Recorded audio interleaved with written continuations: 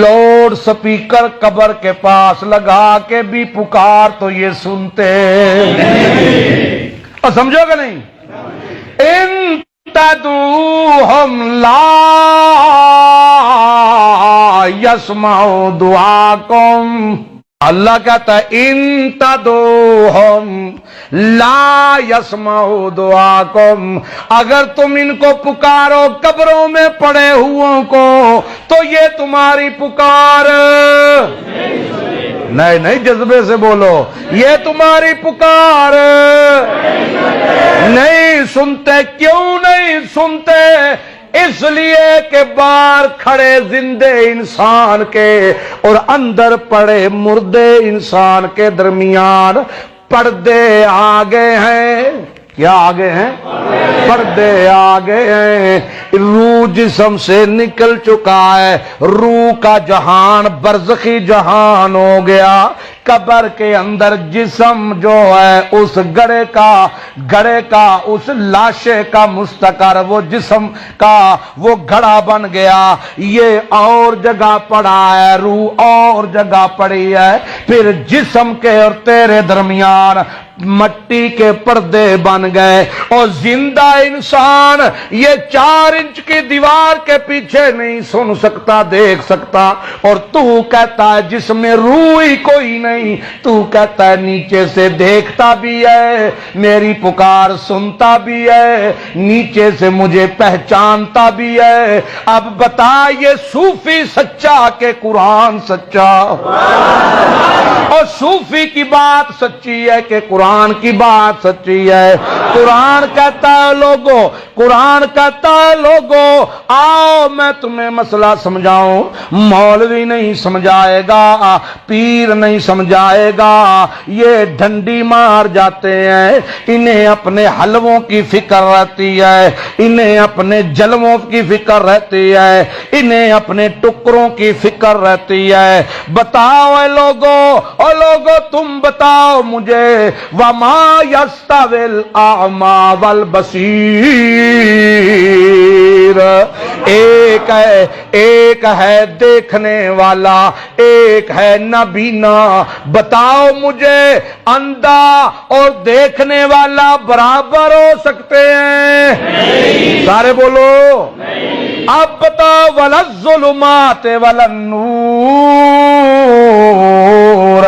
बताओ मुझे रात की तारीकी और दिन का उजाला। रात और जो काली शाह रात छा जाती है, दिन रोशन हो जाता है, सूरज निकल आता है। बताओ मुझे दिन और रात बराबर हो सकते हैं? नहीं। सारे नहीं बोल रहे। नहीं। ये कुरान की बात की तस्दीक तुम कर रहे हो, ये बोलना बख्शिश का सबब बन जाएगा। इसलिए बोलो कि क़यामत के दिन मेरे ये बोल अल्लाह के दरबार में मेरी बख्शिश का सबब बनेंगे। ये मैं नहीं पूछ रहा, ये तुमसे अल्लाह पूछ रहा है। अल्लाह को जवाब देना है कि नहीं देना? तो सारे बोलो वलज़्ज़ुलुमात वलन्नूर, रात और दिन मेरे बंदो बराबर हो सकता है? नहीं। सारे बोलो वलज़्ज़िल्लो वललहरूर,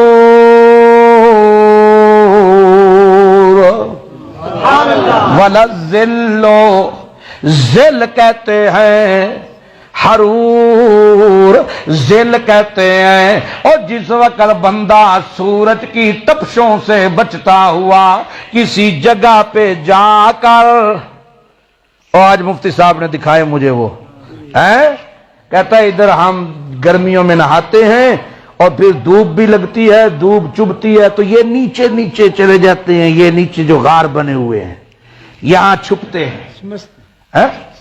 समस्त समझते हो ना? हाँ। अल्लाह कहता है बताओ मुझे छांव और धूप बराबर हो सकती है? नहीं। और किसी ठंडे दरख्त के नीचे बैठना और कड़क सूरज के सामने खड़ा होना बराबर है? नहीं। सारे क्यों नहीं बोलते? नहीं। اللہ کہتا ہے جب اندھا اور دیکھنے والا برابر نہیں، جب رات اور دن برابر نہیں، جب دھوپ اور چھاں برابر نہیں، جب یہ ساری چیزیں برابر نہیں، تو پھر یہ بھی مان وَمَا يَسْتَوِي الْأَحْيَاءُ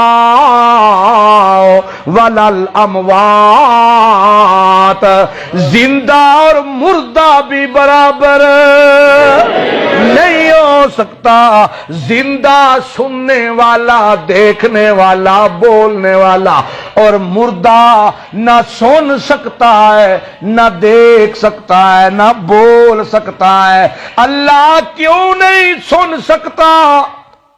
مولوی پنجاب سے آتا ہے، پہاڑوں میں بیٹھ کے کہتا ہے مردے سنتے ہیں۔ مولوی کہتا ہے پنجاب سے آ کے، کئی آتے ہیں، وہ کہتے ہیں سنتے ہیں۔ اللہ قرآن کہتا ہے نہیں سنتے۔ کیوں نہیں سنتے؟ اللہ کہتا ہے اموات غیر احیاء، اس لیے کہ یہ مر چکے ہیں، ان میں زندگی کے آثار کوئی نہیں، ان میں روح ہی کوئی نہیں، تو سنیں گے کہاں سے؟ جو کہتے ہیں نا سنتے ہیں، مار ایک چانڈو دے منہ دے اتے انہوں آگ پھر بلا کو گل دی سمجھ آئی آ، وہ کہے گا ٹھہر جا پہلا شوں شوں تے ختم ہو جائے کرنا دی، نہیں سمجھ آئی نا؟ اور زور سے تھپڑ پڑے نا کان پہ تو شوں کی آواز آتی ہے کہ نہیں؟ مارو اس کو ایک کانوں کے نیچے۔ بے ایمان کو بولو تو ہمیں قرآن سے دور کرنا چاہتا ہے؟ اللہ تو قرآن میں کہتا ہے یہ سنتے یہ سنتے کیوں نہیں؟ اس لیے کہ زندے نہیں ہیں، اس لیے کہ مردے زندے نہیں ہیں، اور جن کی زندگی کا قرآن بیان کرتا ہے، شہداء کی زندگی کو قرآن بیان کرتا ہے، ہم سب سے پہلے جمعیت اشاعت و توحید و سنہ والے اس کے قائل ہیں، وہ تو ہماری دلیل ہے۔ اور وہ زندگی کون سی ہے؟ وہ جنتوں والی زندگی، برزخی زندگی ہے۔ سورت یاسین میں اللہ کہتے ہیں حبیب نجار کو مارنے والوں نے مار دیا، لاشا قوم کے سامنے پڑا ہے، لاشے سے کیا چیز نکلی؟ روح نکلی، روح۔